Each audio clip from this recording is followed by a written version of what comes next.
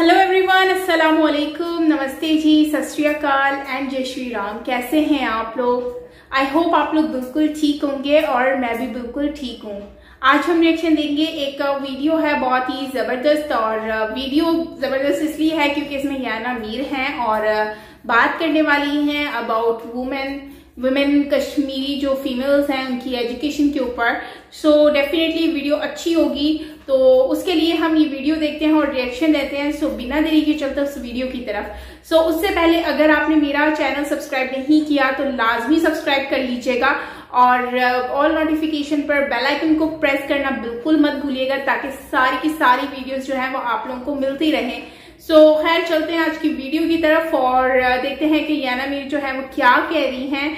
और yes, let's start.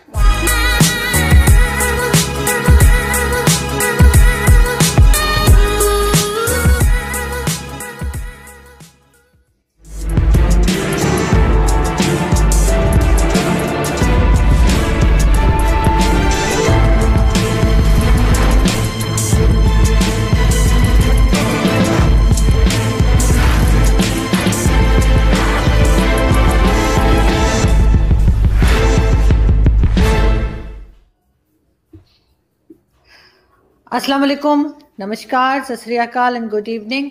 मैं हूं आरजू काज़मी और आप देख रहे हैं पॉइंट ऑफ व्यू। जैसे कि आप देख रहे हैं हमारे साथ फ्रेम में याना मीर हैं और याना को सब लोग जानते हैं, कश्मीरी एक्टिविस्ट हैं, बहुत बढ़ बढ़ के बात करती हैं और हमारे साथ अक्सर डिबेट में लड़ती भी हैं।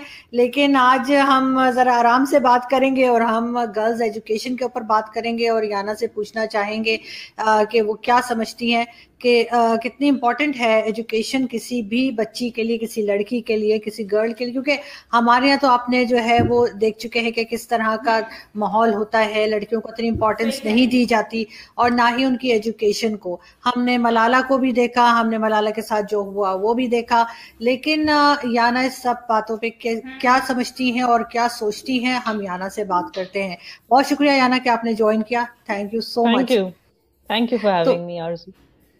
तो आपने मेरी बात सुनी, आप क्या समझती हैं कि कितनी इम्पोर्टेंट है एजुकेशन स्पेशली लड़कियों के लिए? Aarzoo, I will being a Muslim I will try to highlight कि मुस्लिम औरतों के लिए एजुकेशन कितना इम्पोर्टेंट है। Because growing up in a Muslim society, तो मैं उनकी तरफ से बोल सकती हूँ कि एज पर surveys, and these are very neutral surveys, ये सर्वेज ये कहती हैं कि 4 रीजंस हैं जिसकी वजह से मुस्लिम लेडीज, मुस्लिम औरतों का एजुकेशन उतना प्रोग्रेस नहीं हो पाता जितना कि होना चाहिए आज की तारीख में। एक रीजन तो है अर्ली मैरिजेस, दूसरा रीजन है सेक्लूजन, कि औरतों को सिर्फ औरतों के बीच में रखा जाता है। एक एज के आने के बाद फिर वो बाहर वो बाहर नहीं जा सकती, बिना एस्कॉर्ट के बाहर नहीं जा सकती, इस तरह की चीजें। तो उसमें हिंड्रेंसेस, उनको फिर पढ़ाई बीच में छोड़ देनी पड़ती है। इसके अलावा the compulsion of doing religious studies, वो रिलीजियस स्टडीज के कंपल्शन के चक्कर में क्या होता है कि फिर वो जो मॉडर्न एजुकेशन है वो हासिल नहीं कर पाती हैं, क्योंकि उन पे रिलीजियस एजुकेशन कंप्लीट करने का प्रेशर होता है। तो ये कुछ रीजंस हैं जिसकी वजह से मुस्लिम वुमेन मतलब पीछे रह गई एज कम्पेयर टू बॉयज। और जहां भी मतलब ऐसी फैमिलीज होती हैं जहां पे मोर देन 1 चाइल्ड, जो हमारे माशाल्लाह मोस्ट मुस्लिम फैमिलीज में देयर आर मेनी चिल्ड्रन, तो उसमें क्या होता है कि फिर फैमिलीज की आमदनी कम होती है। फिर वो सोचते हैं कि पढ़ाना है तो पहले हम अपने बेटों को पढ़ाएंगे, अगर कुछ बच गया हमारे पास तो बेटियों को पढ़ाएंगे। बेटियां घर के काम में ज्यादा मसरूफ रहती तो उनको घर के काम सिखाते हैं, वैसे भी शादी करके जाना है इनको। तो इस तरह की कुछ चीजें हैं। ये अनडाउटेडली दूसरी इंडियन कम्युनिटीज में भी ये होता है, बट वो आगे बढ़ रही है। मुस्लिम वुमेन्स कम्युनिटी थोड़ी सी पीछे है, बिकॉज अभी तक उन्होंने ये सोशल इश्यूज को टैकल नहीं कर पाया। आपने मलाला का एग्जाम्पल दिया, वहां भी वही चीज थी। वो ऐसी सोसाइटी से निकली थी जहां पे औरतों को हमेशा दूसरा दर्जा दिया जाता, मतलब कि एक डिफाइंड रोल नहीं है औरतों का except for home makers in the Muslim society. और ये एक बहुत ही हिपोक्रिटिकल चीज है which we are living. It's a hypocrisy which we are living as Muslim, because इस्लाम में तो औरतों को पढ़ाना लिखाना, उन्हें इंडिपेंडेंट बनाना, अपने पैरों पे खड़ा करना, this was मतलब suppose to be compulsory, it is कहीं पे भी ऐसे नहीं लिखा है कि औरतें तुम्हारे बेटों से पीछे है। कहते हैं कि डॉटर इज नॉट अटेंशन, वो एक इंग्लिश सेइंग है, daughter is not attention, she is equal to 10 sons. तो ये चीजें हैं कि जो इस्लाम का आड़ लेके अपनी बेटियों को पीछे रिग्रेस कर रहे हैं, उन्हें ये पता होना चाहिए कि Islam is in fact a liberated religion, which Aisha Bibi खुद एक एग्जाम्पल है फॉर विमेन, मुस्लिम विमेन। तो ये इस तरह की चीजें नहीं होनी चाहिए, बट अनफॉर्चुनेटली होती हैं। आप जैसे खुद भी फील्ड में काम करती हैं याना, तो आपको क्या लगता है कि एक तो यही कि एजुकेशन तो जाहिर इम्पोर्टेंट है ही, लेकिन एज अ मुस्लिम फीमेल आपको क्या लगता है कि आगे बढ़ने के आपको चांसेस मिलते हैं? या जैसे हमारे यहाँ होता है कि जी औरत की तो गवाही भी जो है वो हमारे यहाँ आपको पता है कि नहीं मानी जाती, हर जगह मेल डोमिनेटिंग सोसाइटी है, गवाही भी मर्द की ही चलती है। फिर कौन से ऐसे टॉपिक्स हैं, सब्जेक्ट में ये बात नहीं कर रही कि डॉक्टर, इंजीनियर या पायलट बनने की, बहुत से ऐसे टॉपिक्स होते हैं जिसमें कहा जाता है कि नहीं नहीं आप तो लड़की हैं या आप तो फीमेल हैं, आप चुप रहे हैं, आप पीछे रहे। तो आपको लगता है कि उन सब चीजों के ऊपर भी बात करनी चाहिए, फीमेल्स को आगे बढ़ना चाहिए, और उसमें ऑफ कोर्स एजुकेशन जो है वो सबसे इम्पोर्टेंट फैक्टर है? Of course, see there are education, सिर्फ यही नहीं होता साइंस मैथ्स, ओके, एजुकेशन में बहुत सारी और भी चीजें आती हैं। आजकल के एजुकेशन में आता है मार्शल आर्ट्स फॉर एग्जाम्पल। तो आपने कहा मेरी फील्ड में, यस, मैं अपने फील्ड में मैं I had gone to a remote village in Kashmir, Kichama नाम है उस रिमोट विलेज का। तो वहां पे क्या है कि हमारी आर्मी ने सेल्फ डिफेंस क्लासेस शुरू की थी लेडीज के लिए। उन्होंने बाहर से, कहीं से, दिल्ली से एक इंस्ट्रक्टर को बुलाया था, and he was taking self defence classes. उन्होंने ऐलान किया कि हम सेल्फ डिफेंस क्लासेस कर रहे हैं, और बहुत सारे फैमिलीज ने आगे बढ़ के अपनी बेटियों को ज्वाइन करवाया, ये सोच के कि आजकल जो दुनिया है वो डेंजरस है, rape cases are on the rise and all these things, and कितना करके इन सब चीजों को, आई एम सॉरी, कितना करके इन सब चीजों को लॉ एंड ऑर्डर से कंट्रोल किया जाएगा। कुछ तो हमारे हाथ में भी होता है ना कि हम अपने आप को डिफेंड करें। तो बहुत सारे पेरेंट्स ने राजी खुशी अपनी बच्चियों को एनरोल किया, लेकिन अनफॉर्चुनेटली जब मैंने उन बच्चों का मैं उस क्लासेस में गई, मैं उस गांव में गई और क्लासेस मैंने बाकायदा जाके देखा अपनी आंखों से, एंड बच्चियां तो बहुत एक्साइटेड थी when they were practising and all that. फिर मुझे कोने में आके कहती हैं, दीदी आपको, यू हैव नो आइडिया हमें कितना सुनना पड़ता है, हमारे पेरेंट्स ने तो अलाउ कर दिया, हमें एनरोल भी कर दिया, लेकिन जब हम अपने घर से निकल के क्लासेस तक आते हैं तो दूसरे आदमी जो होते हैं, जो रास्ते पे बैठे होते हैं, कुछ बुजुर्ग भी, कुछ यंग लड़के भी हमें टीज करते हैं, कुछ हमारे खुद के अंकल्स हमें बोलते हैं कि नाम बदनाम कर रही है फैमिली का। ये कोई चीज है सीखने की?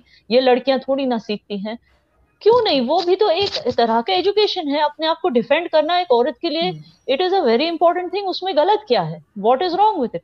तो जितने वो कहते हैं ना, इंडिपेंडेंट करना औरत को नॉट ओनली मीन्स कि फाइनेंशियली इंडिपेंडेंट होना चाहिए, औरत को अपना सेल्फ डिफेंस करने भी आना चाहिए। She should even be physically independent, कि अगर उस पे किसी भी तरह का अटैक होता है, शी शुड नॉट, ये नहीं कि उसका फादर आ जाए या उसका हस्बैंड आ जाए उसको बचाने के लिए, वो खुद क्यों नहीं सक्षम हो सकती खुद अपने आप को डिफेंड करने के लिए? तो इस तरह की कुछ चीजें हैं, सोशल स्टिग्मास हैं जो मुस्लिम औरतें फेस करती हैं अनफॉर्चुनेटली, जिसकी वजह से जब मैं उस गांव में गई थी तो ऐसी कई लेडीज थी जिन्होंने ज्वाइन किया, फिर उनकी शादी हो गई, फिर उन्होंने छोड़ दिया। तो हमने इंक्वायर करने की कोशिश की उन लेडीज से कि आपने ज्वाइन किया था, फिर आपकी शादी हुई, फिर आपने छोड़ दिया, what is the idea behind? लेकिन वो तो यहाँ तक बोलती थी कि नहीं नहीं, हमें कैमरा पे आके कुछ मत बोलना है। एक्चुअली प्रॉब्लम ये हो गया था कि उनके हस्बैंड्स ने अलाउ नहीं किया। तो यू सी, अनफॉर्चुनेटली क्या होता है कि लेडीज इतना सारा इंपॉर्टेंस शादी को देती हैं कि वो education, self defence, self independence, self reliance, इन सब चीजों पे ध्यान नहीं देती। उनका ज्यादा से ज्यादा उनका जो फोकस होता है, और हमारे इंडियन एंड पाकिस्तानी माँ बाप का भी जो फोकस होता है, वो ये होता है कि शादी कर ले बस।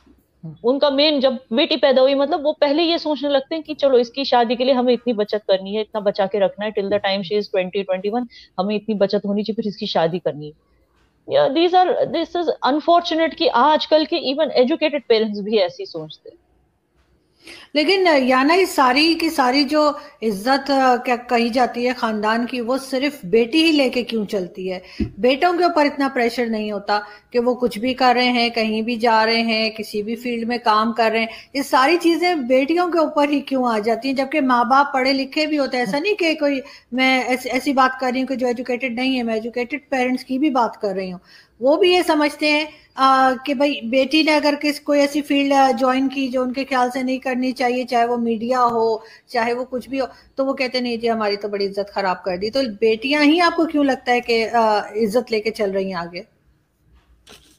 आई टेल यू, अच्छा वो आपने ये सवाल मुझे पूछा, मैं एक पते की बात करती हूँ आपके साथ। आज मैं ये मिथ तोड़ देती हूँ कि सिर्फ बेटियां ही इज्जत लेके चलती हैं, बेटों पे भी बहुत बोझ होता है इज्जत लेके चल। I tell you why. आजकल ये हो रहा है ना कि जब बेटी पैदा होती है, माँ बाप तो यही सोचते हैं कि इसकी शादी करनी है, बचत। जब बेटा पैदा करता है, बताओ माँ बाप क्या सोचते हैं? ये बड़ा होके गे ना बने, ये बड़ा होके अगर गे बन गया खानदान की इज्जत मिट्टी में मिल जाएगी। तो ये सी बेटों पे भी बोझ होता है, ये मत कहिए कि नहीं।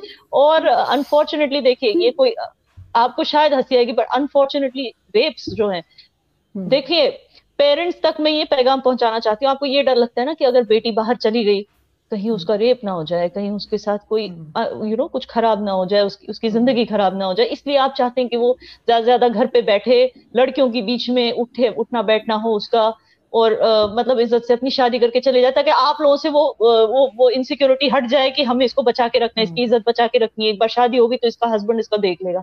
आपको ये डर है। लेकिन क्या आपको पता है कि लड़कों के भी रेप्स होते हैं? और कितने, खास करके जो यंग लड़के होते हैं, उसकी तादाद कितनी है, क्या आपको पता है? तो ये चीज अपने दिमाग से निकाल दीजिए कि सिर्फ लड़की आपकी इज्जत मिट्टी में मिलाएगी। नो, लड़का भी मिला सकता है। लेकिन ये चीज भी आपको समझनी है कि किसी का अगर रेप होता है, उसमें उसकी कोई गलती नहीं है। ओके, वो कैसे जो रेपिस्ट है उसने अपनी खानदान की इज्जत नीचे की, जो रेप विक्टिम है उसमें उसका कोई कसूर नहीं। तो ये चीज, इस स्टिग्मा को बदलना होगा हमें, बोल बोल के लोगों तक की अवेयरनेस, ये एहसास जगा के कि actually this is all related to this rape, कि ये जो फीलिंग ना कि बाहर चली जाएंगे तो हमारी इज्जत मिट्टी, लड़की को किसी ने बुरी नजर से देख लिया, लड़कों को बुरी नजर से नहीं देखते क्या? उनको भी तो देखते हैं। तो आपको ऐसे क्यों लगता है कि लड़की के बाहर जाने से ही आपकी इज्जत कम हो जाएगी? मैं वो कह रही हूँ। नहीं, आपकी बात बिल्कुल ठीक है। और आजकल तो लड़कियों से ज्यादा लड़कों को देखा जाता है, लड़कों को ज्यादा। तो आरजू, आप मुझे बताइए आरजू, कितनी ओल्डर मैरिड लेडीज यंग लड़कों को देख के सीटियां मारती हैं आजकल, तो उनकी कहाँ इज्जत बची फिर? तो मैं वही कह रही हूँ, आजकल कितने माँ बाप इस चीज से डरते हैं हमारे बेटे को वो कोई ओल्डर लेडी, कोई खूबसूरत लेडी जिसके पास बहुत पैसा है, वो फंसा ना ले हमारे बेटे, फिर उनको भी तो डर होता है ना। तो ऐसे ये बेकार के डर लेके आप औरतों का एजुकेशन रोक दे, इसमें कोई सेंस ही नहीं, क्योंकि इट इज इक्वल, डर दोनों तरफ इक्वल है मेरे हिसाब से। लेकिन आपको लगता है याना कि इस चीज के ऊपर खुल के बात होनी चाहिए, जैसे मैं और आप आज कर रहे हैं? ऐसे हमने कभी देखा नहीं कि कहीं मीडिया पे डिस्कस हो रहा हो, कोई वर्कशॉप हो रही हो, किसी को एजुकेट किया जा रहा हो इस चीज में। ये सिर्फ हम लोग जैसे कहते हैं ना, ड्राइंग रूम्स में बात होती है और उसके बाद बाहर नहीं निकलती। तो इसकी वजह से बहुत से लोग ऐसे हैं जिन तक ये बात नहीं जाती, जो जिनके पास ये बात जानी चाहिए।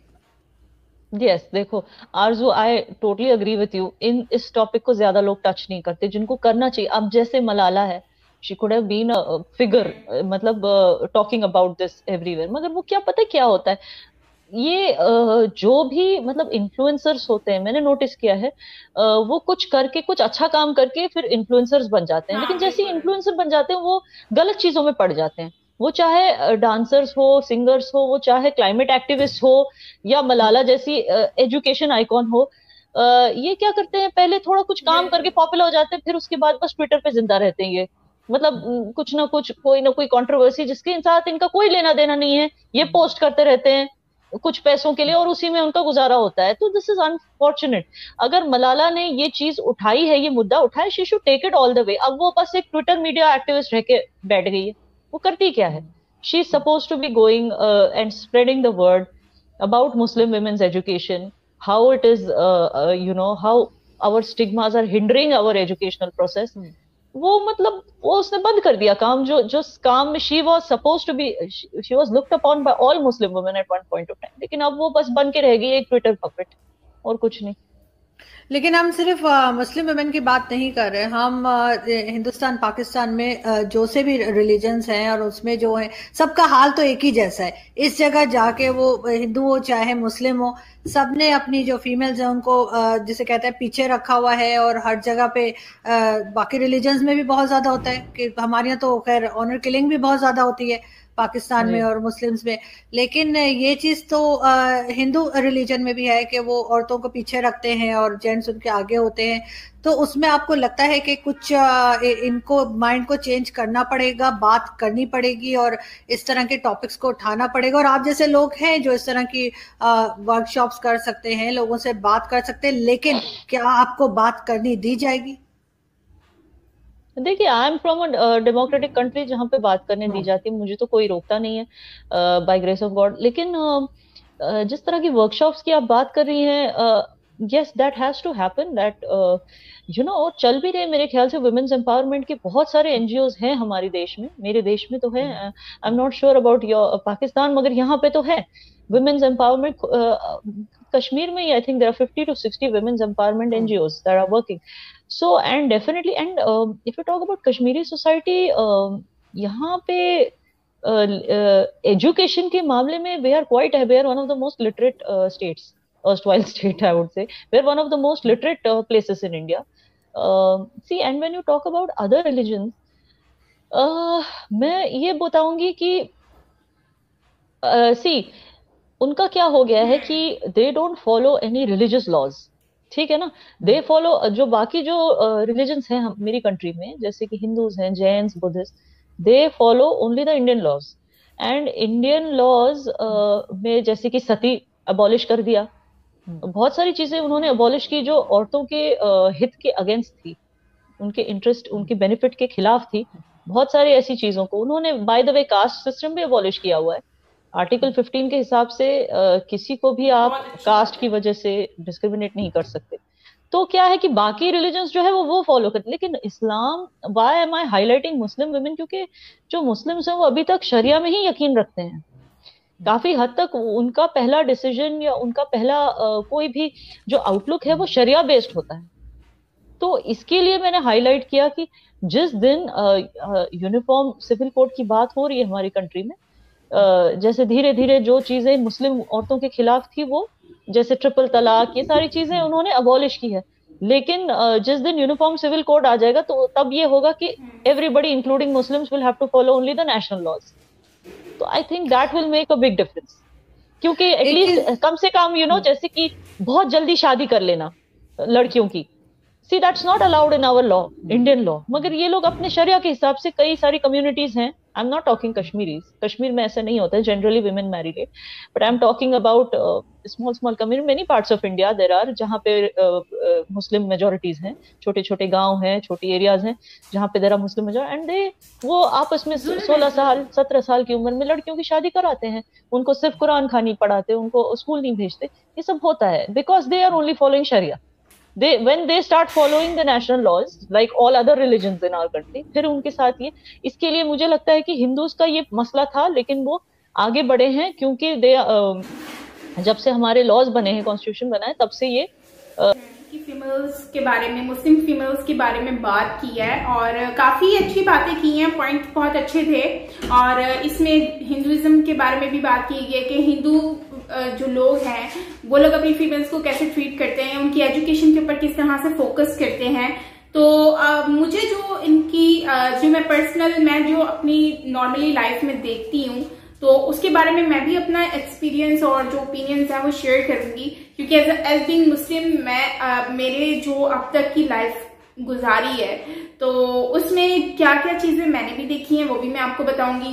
तो बेसिकली ऐसा है कि फीमेल्स को जो है ना, स्टार्टिंग में ही जब उन्होंने शादी की बात की, तो सबसे पहले तो मैं ये बताऊं कि शादी का ये कॉन्सेप्ट होता है कि जब लड़की जो पैदा होती है ना, तो उसके बाद उसके माइंड में एक ये चीज बन जाती है या फिर डाल दी जाती है कि आपने जो है ना जब ये बड़ी हो जाएगी या फिर मतलब 18 हो जाएगी एज, तो उसके बाद जो है, क्योंकि 18 हमारे यहाँ पर 18 एज होती है, उसके बाद जो है जब NIC बन जाता है उसके बाद कहते हैं कि शादी करवा देंगे। तो उस तरह से ना वो बच्चे का जो माइंड होता है ना, उसमें एक चीज बैठ जाती है, जैसे कि वो लड़के के साथ बात नहीं करनी है वरना तुम्हारी धूम बन जाएगी और या फिर तुम बंदर बन जाओगे, इस तरह का ना वो कॉन्सेप्ट माइंड में बना दिया। तो हमें यही लगता था कि यार उस लड़के से बात करूंगी ना तो मैं बंदर बन जाऊंगी, या इस तरह का कुछ कॉन्सेप्ट था। खैर इस तरह की चीजें जो है वो माइंड सेट बना दिया जाता है। हर किसी के साथ नहीं होता, लेकिन ज्यादातर ऐसा बचपन में हुआ है, ये मेरा अपना पर्सनल एक्सपीरियंस है। उसके बाद जब हम बड़े हो गए तो 18 तक तो आई वॉज थिंकिंग कि यार नाउ आई एम 17 और अब जो है आफ्टर 1 ईयर में शादी हो जाएगी मेरी, तो इस तरह का कुछ कॉन्सेप्ट हुआ करता था। तो एजुकेशन में बेसिकली क्योंकि मेरा तो ज्यादा शौक था पढ़ने लिखने का, और उसका मैं एक आपको प्रूफ भी देती हूँ। तो ये प्रूफ है कि मैं ना स्कूल में बहुत ज्यादा लेट जाया करती थी। तो मतलब मैं सुबह ना सोई रहती थी, तो मुझे कोई उठाता नहीं था। तो मैं ना सुबह में जब उठती थी 8 बजे की टाइमिंग होती थी स्कूल की, तो मैं पहुंचती थी 9 बजे। तो मैं उठती थी, फौरन भागती थी यूनिफॉर्म पहनकर, तो स्कूल घर के करीब ही था। तो टीचर जो है ना वो मुझे देर पे आने पे ना तो मुझे मारती थी। तो यहाँ से ना ये उंगली में थोड़ा सा डिफरेंस आया हुआ है, ये देखें। तो अब बचपन में तो मैं गिरी नहीं थी, तो यकीनन टीचर ने मुझे बहुत उस टाइम पे मारती बहुत थी, क्योंकि मैं लेट आती थी या मुर्गा बना देती थी। तो ये उंगली में ना थोड़ा सा फर्क है, थोड़ा सा, तो इसमें थोड़ा सा पेन भी होता है। तो मुझे लगता है कि ये उन्हीं का ही कारनामा है, क्योंकि वो मारती बहुत ही, उंगलियों पे ना डंडे मारती थी। तो खैर ये एक मेरा क्रेज था, तो मेरे बाबा ने मुझे बहुत सपोर्ट किया। तो आसपास के जो लोग होते थे वो आके कहते थे कि साहिबा को पढ़ाने की क्या जरूरत है, शादी कराओ, बात खत्म। तो बाबा अच्छे थे, तो उन्होंने कहा कि नहीं आप ये मेरी बेटी है, जितना पढ़ना चाहती है इसको हम पढ़ाएंगे। क्योंकि दिमाग में ये चीज डाल दी जाती है कि उनको एजुकेशन जो शादी कर लेनी है। तो एक तो ये कॉन्सेप्ट होता है कि लड़कियों का इतना फोकस नहीं होता पढ़ाई में। दूसरा, लड़कियां जो है जब स्कूल से बाहर जाती हैं, स्कूल जाती हैं, तो उस रास्ते में जो लोग होते हैं, छिछोरे लड़के होते हैं, तो वो जो है वो मिसबिहेव अगर करते हैं, समटाइम ऐसा भी देखने को मिलता है। तो उसकी वजह से भी माँ बाप जो है वो ज्यादातर इस तरह से करते हैं। लेकिन अगर मैं अपना पॉइंट ऑफ व्यू दूं अकॉर्डिंग टू दिस टॉपिक, तो बेसिकली माँ बाप का जो माइंड सेट होता है ना वो ये होता है कि हमारी जिंदगी में ही ना हमारे जीते जी ही उनकी जो है ना वो शादी हो जाए, और जिससे हमारा फर्ज जो है ना वो पूरा हो जाए, और उसके बाद फिर भले कुछ भी हो कोई टेंशन नहीं है। क्योंकि शादी अगर उनके जिंदगी शादी किए बगैर ही वो फोत हो जाए या मर जाए, तो ये होता है कि उनके ऊपर एक तो बोझ भी होता है, उनकी कब्र भी भारी हो जाती है। ये हमारी एक इस्लामी तरीके से भी है और इस तरह से डिस्कस किया जाता है। और जो है ना बाद में फिर बेटियां जो होती हैं वो जलील हो जाती हैं, उनको कोई देखने वाला नहीं होता, फिर उनकी जो जिम्मेदारियां वो कोई उठाता नहीं है, या फिर लोग जो है उनको इतने रिस्पॉन्स नहीं करते हैं। तो ये एक कॉन्सेप्ट है हमारा, और ये अनफॉर्चुनेटली इस तरह से होता है कि हमारी जब पेरेंट्स होते हैं, बड़े होते हैं, वो हमारे सर से उठ जाते हैं, हट जाते हैं। तो भाई जो होता है वो अपनी बीवियों के साथ लग जाते हैं, और जो बहनें होती हैं उनको कोई पूछता नहीं है, वो ऐसे ही साइड पे ही पड़ी रहती हैं। तो ये एक इस तरह का कॉन्सेप्ट है अनफॉर्चुनेटली, तो इसको हमें चेंज करना चाहिए। और बाकी ये है कि लड़कियां जो हैं उनकी एजुकेशन में जो अमीर तबका जो है वो ये कहता है, कहते हैं कि बेसिकली समटाइम ऐसा होता है कि वो कहते हैं कि हायर एजुकेशन हासिल करने की क्या जरूरत है, जब लड़का अच्छा कमाने वाला है, शादी अच्छे घर में हो रही है, तो जरूरत नहीं है इतनी ये मेहनत, तुमने कौन सा कमाना है, हमने तुम्हें कौन सा कमाने देना है, हमारे पास इतना पैसा है कि हम खा पी सकते हैं, क्योंकि अच्छा खासा होता है इनकम, तो उनको इतनी जरूरत नहीं होती है। और कुछ पठान जैसे फैमिलीज होती हैं, ज्यादातर, वैसे हर कोई नहीं, ज्यादातर ऐसे लोग भी हैं जो अपनी फीमेल्स को जॉब्स करना पसंद नहीं है उनको, कि हमारी फीमेल्स जो है वो जॉब करें, क्योंकि वो इसमें अपनी तौहीन समझते हैं। वो कहते हैं कि हम अर्निंग करेंगे, हमारी कमाई तुम लोग खाओ, लेकिन हमारे जो है ना, हमारे लिए तुम पढ़ लिख के जॉब करना मत करो। तो कुछ लोग ऐसे हैं जो जॉब पढ़ाई तो करवाते हैं लेकिन जॉब करने की परमिशन भी नहीं देते। तो इस तरह की भी चीजें हैं। लेकिन मेन चीज जो आती है वो ये है कि हमें एजुकेशन पे फोकस करना है, फीमेल की एजुकेशन पे फोकस करें। और बाकी ये है कि फीमेल भी आज देखें ना, लड़कियां टॉप कर रही हैं, जो है कि लड़कियां ही हैं। और मैंने ज्यादातर देखा कि लड़कियां बहुत ही ज्यादा इंटेलिजेंट होती हैं, और ये रियलिटी है। अब कुछ कमेंट में मुझे लोग कहेंगे कि यार साइमा तुम ये गलत बोल रही हो, लड़के जो है वो ज्यादा अच्छा पढ़ते हैं या ज्यादा इंटेलिजेंट होते हैं। तो मेरा आपको इस तरह का बिल्कुल नहीं है कि मैं कह रही हूँ कि लड़के गलत पढ़ते हैं या फिर पढ़ते ही नहीं है। मैं कुछ लोग मतलब ज्यादातर मैंने लड़कियों को देखा है कि जैसे अब मैं हूँ, सुबह 9 बजे भी मैं उठ के ना भाग जाती थी स्कूल के। मार पड़नी है पता था, लेकिन फिर भी मैं जाती थी क्योंकि मुझे पढ़ना था, शौक था। तो बस यही शौक मुझे आगे तक लेकर गया है और मैं बहुत ही शुक्र करती हूँ अपनी सोच का और ऊपर वाले का कि मुझे आज इस मुकाम पर बिठाया हुआ है। तो खैर ये थी हमारी आज की वीडियो गाइज, और आई होप कि आपको अच्छी लगी होगी। मिलते हैं नेक्स्ट वीडियो के साथ, तब तक के लिए अपना ख्याल रखिएगा। Bye bye.